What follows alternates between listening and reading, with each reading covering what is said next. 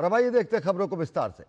प्रधानमंत्री नरेंद्र मोदी ने राष्ट्रमंडल देशों के स्पीकरों और पीठासीन अधिकारियों के 28वें सम्मेलन का उद्घाटन किया। उन्होंने कहा कि लोगों की आकांक्षाओं और उनके सपनों को पूरा करना ही लोकतंत्र की मजबूती का मंत्र है। भारतीय लोकतंत्र की जड़ें परंपराओं में है, लोक कल्याण में है, विविधता में है। भारत में डेमोक्रेसी इसलिए डिलीवर करती है क्योंकि हमारे देश में और भारत में देश की जनता ही हमारे लिए सर्वोपरि है।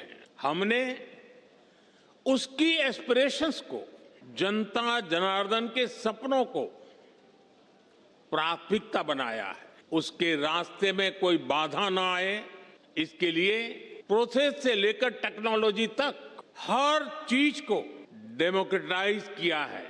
और ये डेमोक्रेटिक स्पिरिट हमारी रगों में, हमारे मन में है, हमारे संस्कार में है। संसद का ऐतिहासिक केंद्रीय कक्ष, जहां आजाद भारत के लिए संविधान सभा ने कई बैठकें की, अहम निर्णय लिए, उसी सदन में राष्ट्रमंडल देशों के स्पीकरों और पीठासीन अधिकारियों के 28वें सम्मेलन को प्रधानमंत्री ने संबोधित किया। उन्होंने कहा कि यह चौथा मौका है और साल 2010 के बाद पहला जब भारत इस सम्मेलन की मेजबानी कर रहा है। प्रधानमंत्री ने कहा कि भारत की विविधता को देखते हुए कभी ये कहा गया था कि भारतीय लोकतंत्र मजबूत नहीं होगा, ये बिखर जाएगा, लेकिन सभी आशंकाएं बेकार साबित हुईं।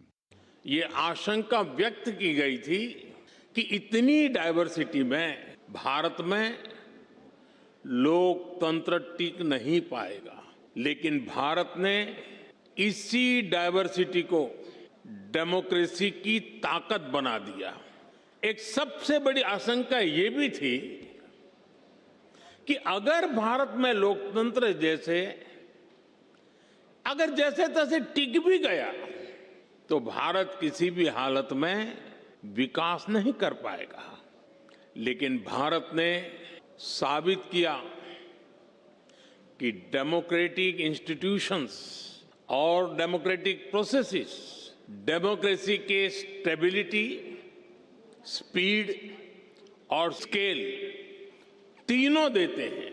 भारत दुनिया की फास्टेस्ट ग्रोइंग मेजर इकोनॉमी है।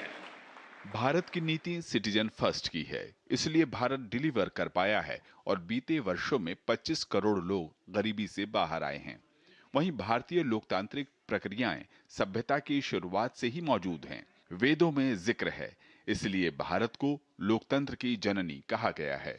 Our democracy is like a large tree supported by deep roots. We have a long tradition of debate, dialogue, and collective decision making. India is called the mother of democracy.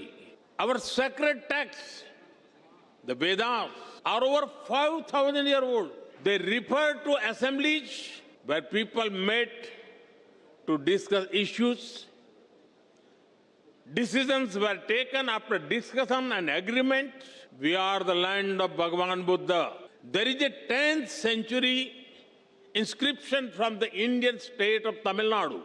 It describes a village assembly that worked with democratic values. There were clear rules for accountability and decision making.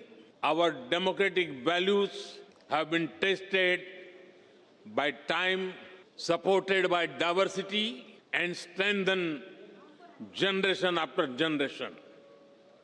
Bharat की प्रकृति वैश्विक कल्याण की है। प्रधानमंत्री ने राष्ट्रमंडल देशों के स्पीकर और पीठासीन अधिकारियों से मुलाकात की।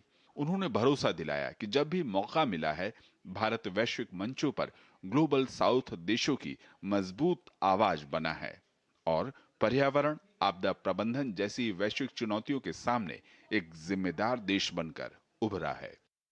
विशाल बैरिस्टो के साथ bureau report, DD news. Supreme court ने आज ममता